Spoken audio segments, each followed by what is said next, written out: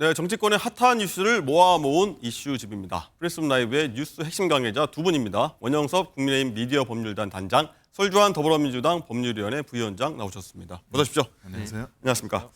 자, 엊그제 윤석열 대통령이 실시한 개각으로 여당의 총선 시계가 빨라지고 있습니다. 후임자가 정해진 원희룡 국토부 장관은 첫 정치 재개 일정으로요, 보수 기독교 집회를 찾아서 논란이 일었습니다. 원희룡 장관의 그 입장 먼저 듣고 얘기 시작하도록 하겠습니다. 당으로 복귀하시면서 사실상의 첫 정치 행보가 보수 통합의 대상에 정광훈 목사 같은 분들도 포함이 되어 있는 걸까요? 전혀 아닙니다. 혹시 만나신 자리에서 관련 언급은 만나지도 않았고요. 이제는 경상북도 장로연합이라는 이름으로 거기에 아무튼 강사의 한 사람으로 저를 기독교인 그리고 장관으로서 초청을 한 거기 때문에 그런 맥락에서 간 것이지 뭐 다른 해석은 저의 뜻과 벗어나는 일입니다. 네, 원희룡 장관 이제 장관직에서 아마 거의 내려오는 거죠. 그 상황에서 첫 정치 행보가 하필이라고 다들 표현합니다. 보수 극우 인사를 꼽히는 정광훈 목사가 주도하는 행사에 갔습니다. 여기서 전혀 뭐 알지도 못했다 그렇게 해명을 한 건데, 원영수 단장님, 신중을 기했어야 된다. 첫 행보했던 만큼 이런 지적이 계속 나와요. 아마 공식적으로 장관직에서 퇴임을 하는 그 이후 시점이었으면 뭐 특별한 문제는 없었을 것 같아요. 근데 아직 이제 그 공식적인 퇴임인지 그거 약간 불분명하고. 아직은 아니죠. 예. 사실상 지금 퇴임 상태나 다름없는 상태에서 네. 이제 했다는 거, 그거 하나 좀 그거는 문제될 수 있을 것 같고요. 그런데 다만 원희룡 장관은 이제는 출마 희망자입니다. 본인이 이제 뭐 그 유력 주자하고 붙겠다라는 이런 이제 의사도 표시를 했고, 뭐 그런 분들이 출마 희망하는 입장에서는 어느 단체든 이제 가가지고 적극적으로 활동을 해야 되는 그런 상황에 지금 놓여 있는 거거든요. 뭐 다른 종교 단체 어디든 불러주는 데가 있으면 또 가가지고 인사하고 자신의 어떤 뭐 정치적인 견해나 아니면 또 다른 이런 여러 가지들을 표명을 하는 겁니다. 아마 여기 계신 누구라도 그 후보자 또는 후보 출마에 희망하는 입장에서 어느 단체가 뭐 그 와가지고 이제 모임에 오달라는 제안을 쉽게 거절할 수 있는 사람은 없을 거예요. 네. 이분이 이제 뭐 정당의 지도자급 그런 직위를 가진 건 아니고, 다만 이제 오게티람은 아직 장관에서 퇴임한 공식적이지 않은 상태에서 했다는 거, 그 부분에 대해서는 조금 다시 말하지만 좀 부적절했지만 앞으로 이제 그 보수의 출마 희망자로서 뭐 퇴임하시고 어디든지 가시고 하는 그 부분에 대해서는 무방할 것 같습니다. 네.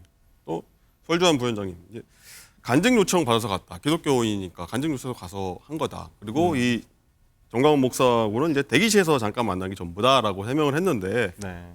그래도 아쉬움이 좀 많이 있을 것 같아요. 보신 입장에서. 참 예전에 남원정 시절에 원희룡은 없어진 것 같은 모습이어서 참 안타깝습니다. 그러니까 소신 정치인, 어쩌면 정직한 정치인 이런 모습이었었는데, 지금의 원희룡 장관은 오히려 그냥 뭐 거짓말을 서스름 없이 하고요. 뭐 만나지도 않았다고 하는데 대기실에서 만난 거 다 영상에 잡히지 영상에서는 않았습니까? 만난 거 보입니다. 그러니까요. 그런 것들이 다 있는데 왜 만나지도 않았다라고 말씀을 굳이 하시는지, 논란이 될 만한 소지를 계속 본인이 만드세요. 그러니까 저는 모르겠습니다. 지금의 아직 현직 국토부 장관이잖아요. 현직 국토부 장관이 어떤 이런 정치적인 발언을 뭐 신앙 간증이라고는 하지만은 어디서든 이런 말씀을 하시는 것은 부적절하고요. 그다음에 공무원으로서의 정치적 중리 의무를 위반한 거예요. 이게 과거 같으면 정말 국무위원회에 대한 탄핵 사유도 저는 해당한다고 봅니다. 뭐 탄핵한다는 말 요즘은 너무 좀 흔해져가지고 그렇습니다만은 굉장히 부적절한 장소였었고, 저는 지금 원희룡 장관이 최근에 나오는 메시지나 이런 것들이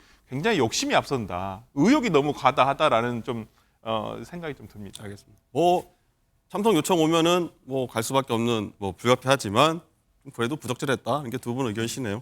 알겠습니다. 그리고 원희룡 장관이요, 이 집회에서 누군가를 겨냥하는 듯한 발언을 했는데 그거 듣고 얘기 이어가도록 하겠습니다. 저는 앞으로 다가오는 그 우리 국가의 운명이 걸린 일에서 그래도 제가 해야 될 일을 하겠습니다. 뭐냐면 딱 한 사람을 붙들어야 되거든요. 예. 우리 대한민국의 앞길을 가로막고 있는 걸림돌을 붙잡고 제가 헌신하고 희생하겠습니다. 와따 원희룡 간증 잘하네. 내가 웬만해서는 내 마음에 안 들거든. 내가 아주 쏙 빠지게 하네. 쏙 빠지게 해.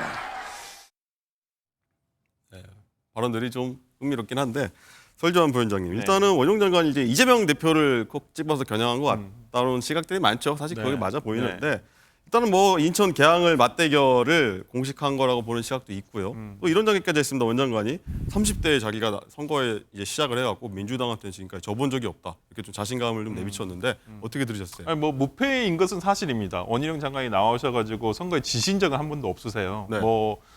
제주도지사 두 번째 도전을 하실 때는 그러니까 국민의힘을 탈당하신 후에 무소속으로 붙으셨거든요. 네. 그런데 다시 돌아가시긴 하시더라고요, 보니까. 저는 어찌 보면 원희룡 장관이 지금 저는 김칫국을 너무 일찍 드시고 계시다. 그러니까 지금 국민의힘에서 공천을 개항을 해줄지, 그다음에 이재명 대표도 개항을 해 다시 출마한다 만다 아직 공식적인 얘기는 없었거든요. 아직. 그런데 어떤 본인의 정치적인 체급을 키우기 위해서라는 것은 충분히 알겠습니다만은 글쎄요, 현실 실현 가능성은 저는 극히 낮다라고 보고요. 아, 실현성 낮다. 저는 원희룡 장관이 개항을 해 출마하지 않을 거라고 봅니다. 국민의힘에서도 어디로 출마할 거라고 보세요? 글쎄요, 저는 안정적인 곳으로 가시지 않을까요? 어디일까요? 그리고 뭐 고향 갑이라는 얘기도 들리고요. 어허. 뭐 저는 오히려 원희룡 장관이 본인이 패배할 수 있는 대로 가시지는 않을 것 같다. 고양 쪽도 약간 민주당 쪽, 야당 쪽 우세이지가 아닌가요? 그렇지만 지금 현재는 심상정 의원 지역구입니다. 네. 현역 의원은 그래서 본인이 제가 봤을 때는 개항을보다는 조금이라도 본인의 승산이 있는 곳으로 배치되지 않을까. 그러니까 본인의 어떤 의지보다는 어떤 국민의힘 당에서의 카드거든요. 굉장히 예. 중요한 카드라고 생각할 거기 때문에 특히나 수도권에서 어떻게 보면 많지 않은 지역구거든요. 거기서 원희룡 장관이 해줘야 될 역할이 있기 때문에 본인은 이재명 대표와의 어떤 체급을 키우기 위해서라고는 하지만은 저는 국민의힘에서는 그렇게 생각하지 않을 것이다 네. 생각을 하고 아니 뭐 오신다고 하면야 이재명 대표가 뭐 싫어하겠습니까? 아니 잘 됐다 이렇게 생각할 수도 있고 네. 버겁다고 생각하지는 전혀 않으실 거기 때문에 저는 원희룡 장관의 뜻과 뭐 이런 것들이 이해관계가 맞을지는 모르겠습니다만은 저의 개인적으로는 실현 가능성은 굉장히 낮다 봅니다. 실현 가능성 낮다라고 보셨네요. 일단은 어디로 갈지 원희룡 장관이 어디로 출마할지 관심인데 일단 원영석 단장님 일단 지역구 출마하면 역할이 좀 애매해질 수 있지만 원희룡 장관이요. 일단은 국민의힘에서 어떤 역할을 맡을지 총선에서 뭐 이런 얘기는 나오지 않습니까? 한동훈 장관하고 공동 선대위 위원장 맡을 거라 뭐 유사시에는 또 비대위원장 맡을 거라 여러 얘기가 나왔었어요 사실. 한동훈 장관은 이제 원희룡 장관은 기본적으로 이제 대권 주자급이기도 하고요. 국민의힘에서. 그리고 최소한 이제 당권 주자급은 되시는 분이죠. 그러다 보면 이제 비대위원장이라는 게 다른 게 아니라 비상시에 당 대표지 않습니까? 그리고 선대위원장이라고 하더라도 그 선대위원장이 뭐 그 당대표 못지않은 총선 때는 또 큰 역할을 하는 거고 그러면 이제 원희룡 장관이 가지고 있는 그동안의 본인의 체급을 감안해 볼 때는 그런 이제 지금 나오는 설들 그러니까 총선에서 중요한 역할을 할 거다라는 이런 설들이 뭐 전혀 근거 없다고 저는 생각은 하진 않습니다. 네. 그런데 지역구 관련해서는 이제 저는 이재명 대표가 만약에 그 비례대표 제도가 병립형으로 그 회귀가 되면 본인이 이제 확실한 당선을 위해서 비례대표로 나설 수도 있다고 저는 보는 입장이거든요. 네. 그러면 이제 그렇기 때문에 저는 오히려 개항을 해서 그런 이제 빅매치는 성사되기 어려울 거라 생각은 하고 있고 다만 본인이 이제 말씀하셨기 때문에 그 야권의 유력한 정치인들하고 그런 지역구 매치를 할 거는 그거는 분명해 보입니다. 이번에 하태경 의원 또 뭐 말씀은 험지했다가 종로 가는 바람에 약간 낭패를 봤는데 약간 그런 시각이 그거는 있습니다. 이제 앞선 선례를 봤기 때문에 뭐 본인이 하신 말씀이 있고 그 말씀대로 어느 정도는 이제 유력 정치인하고 붙게 될 거라고 전망됩니다. 이재명 대표 그리고 원희룡 장관은 대결 성사 가능성이 적다고 두 분 다 보시네요. 알겠습니다. 다음 핫한 인물 한번 얘기 좀 해볼게요. 이 한동훈 법무장관이 오늘 국민의힘 정책의총에 참석을 합니다. 오후 2시로 알려졌는데 자 여기 자신의 대표 정책이죠. 이민청 신설 방안을 설명하는 자리라고 하는데 설주환 부위원장 네. 정치적 행보다 뭐 계속 얘기를 민주당 쪽에서는 주장할 수밖에 없을 것 같아요. 그러니까 원래 그 정례적인 행보죠. 정례죠. 장관이 어떤 그러니까 정기총회, 그러니까 그 당정 협의를 하기 위해서 만나는 것은 어찌 보면 당연한 것일 수도 있고요. 어쨌든 법무부 장관으로서 한동훈 장관은 상당히 이민청에 굉장히 공을 많이 들이고 있어요. 주요 정책입니다. 저는 이 부분에 대해서는 저도 한동훈 장관 이민청 부분에 대해서는 저도 개인적으로 동의를 하는 네. 편이고요. 근데 여기 좀 인구 소멸이라는 거, 특히 지방 같은 경우는 인구 소멸 단계에 접어든 지자체도 많기 때문에 저는 어떤 이민 정책이 하나의 어떤 방법이 될 수도 있다라고 생각하기 때문에 저는 이 부분에 대해서는 조금 좀 전향적으로 도입이 돼야 되지 않을까라는 생각을 개인적으로 합니다만은 저는 오늘 가진 것은 뭐 본인의 어떤 브랜드 법무장관으로서 뭘 그러면 남기고 왔느냐. 나중에 뭐 대권 도전을 하든지 정치 행보를 할 때도 뭔가 하나를 이뤄놓은 게 있어야 되거든요. 그러니까 우리가 소위 이명박 대통령 같은 경우에는 청계천, 그다음에 서울시의 어찌 보면 교통의 버스 환승 차선이라든지 버스 중앙 차선 이런 기념비적인 어떤 그 사업이 있었거든요. 그렇다고 한다면 저는 한동훈 장관이 잡은 것은 이민청이라고 저는 보입니다. 다만 이민청을 설립하기 위해서는 지금 민주당의 동의가 현재까지는 있어야 돼요. 이게 법 개정이 돼야 되기 때문에 이런 부분과 관련해 가지고 국민의힘에 먼저 설명을 할 것이고요. 나중에 아마 총선 전에는 힘들 거라고 보고 총선의 결과에 따라서 이민청 설립이 계속될 수 있을지 없을지 아마 지켜봐야 되는데 저는 오늘 국민의힘의 어떤 당정 협의를 통해서 오히려 뭐 국민의힘 의원들께서 한동훈 장관을 바라보는 어떤 의미가 달라지지 않을까. 뭐 상견례 자리다 뭐 이런 얘기도 나옵니다. 그럴 수도 있죠. 그렇지만 오늘 특별한 메시지는 한동훈 장관 입을 통해서는 나오지는 않을 것 같고요. 뭐 공개된 장소에서 뭐 내년 총선과 관련해서는 어떤 메시지가 나오기는 좀 힘들지 않을까 생각해 봅니다. 네. 원장님, 일단은 한 장관의 일단 총선 역할론 계속 얘기 나오고 있는데 김기현 대표가 이랬죠. 뭐 아무것도 하지 않고 있는 건 아니다. 거꾸로 돌려보면 뭔가를 하고 있다. 한동훈 장관 측을 향해서요. 어떤 역할들을 좀 기대하거나 맡길까요? 지금 이제 원희룡 장관도 마찬가지인데 장관에서 퇴임하기 전에 어떤 정치적인 행보를 하는 게 사회적으로 좀 문제가 될 수가 있으니까 그거를 뭐 공개적으로 할 수는 없을 테고 그런데 수면 아래서는 뭔가는 진행되고 있지 않나 그런 이제 뉘앙스적인 김기현 대표가 표시를 한 것 같아요. 근데 한동훈 장관은 이제 그 총선에서 가장 중요한 역할을 해야 될 어떤 포지션에 있을 것 같습니다. 네. 그거는 이제 한동훈 장관이 가지고 있는 신선한 인지도 그리고 이제 그 말을 할 때 사람들한테 어필할 수 있는 그런 화법 이런 것들을 골고루 갖추고 있거든요. 게다가 이제 서울에서 약세 지역인 서울 수도권에서 어떻게든 또 성과를 내보기 위해서 중요한 역할을 하실 것 같고요. 그런데 다만 이제 그 한동훈 장관과 당 사이에 이제부터는 수면 아래서 조금 더 긴밀하게 소통이 돼야 되는 부분이 있습니다. 무슨 말이냐면 한동훈 장관이 가지고 있는 어떤 아이템이나 무기를 사실 당에서 잘 모르면 안 되거든요. 그러면 한동훈 장관에 대한 활용법이 한동훈 장관이 생각하고 있는 자신에 대한 활용법과 당이 생각하고 있는 한동훈 장관의 활용법이 서로 달라지면 안 됩니다.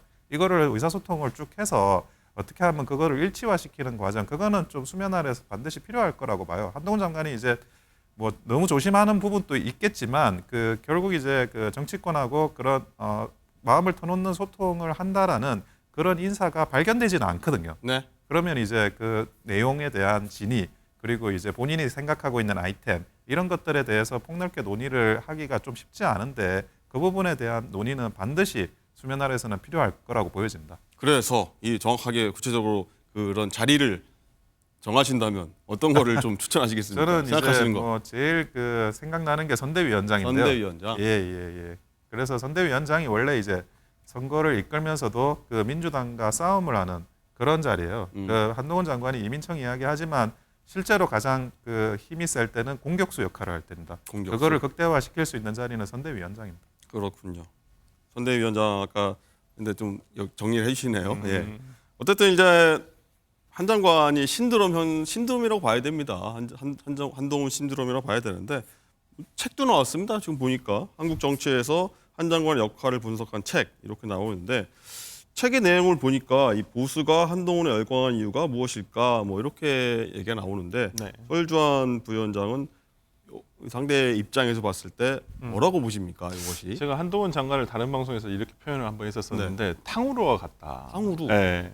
상당히 이렇게 처음 보면 되게 먹고 싶고 그 다음에 과일을 이렇게 설탕물에 찍어서 그렇죠. 그 간식 예. 뭐 한때 그러니까 한때는 아니고 뭐 지금도 인기가 있습니다만은 그 이 여름에 정말 핫했거든요. 네. 이게 근데 많이 먹을 수는 없어요. 이게 한두 개 먹고 많이 먹을 수 달기 때문에 저는 그렇게 보면 한동훈 장관이 저런 얼마 전에 대구, 대전, 울산 이런 행보에서 시민들과의 접촉을 통해서 굉장히 연성 이미지를 많이 쌓아갔어요. 그런데 시민들 입장에서도 예를 들어서 한동훈 장관을 보게 되면 사진 찍고 싶고 사인도 받고 싶고 그렇죠. 그런데 한때다? 저도 한때라고 봅니다. 근데 이게 정치적으로 그러니까 시민과의 대면에서는 그럴 수 있습니다만은 이게 정치적으로 어떤 메시지를 내거나 정말 선거라는 어떤 그 두 집단이 그러니까 양 진영에서의 어떤 치열하게 맞붙는 상황에서의 어떤 그런 상황이라고 한다면 저는 지금의 이런 이미지가 우리가 의회에서 봤던 그러니까 네. 국회의사는 상임위에서 봤던 이미지가 다시 오버랩 되지 않을까 싶어서 중도에서의 확장성은 조금 아직은 미지수다. 저는 그렇게 봅니다.